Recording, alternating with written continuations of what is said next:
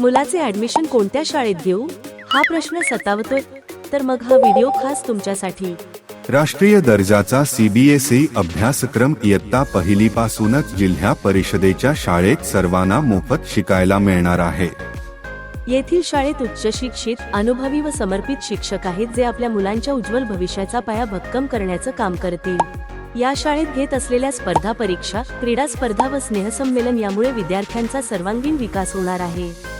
त्याचबरोबर विद्यार्थ्यांना मोफत आहार, मोफत गणवेश, मोफत पाठ्यपुस्तके हे फक्त जिल्हा परिषदेच्या शाळेतच मिळतात. येथे केवळ पुस्तकी ज्ञान दिले जात नाही, तर नैतिक मूल्यांचे शिक्षण देखील दिले जाते.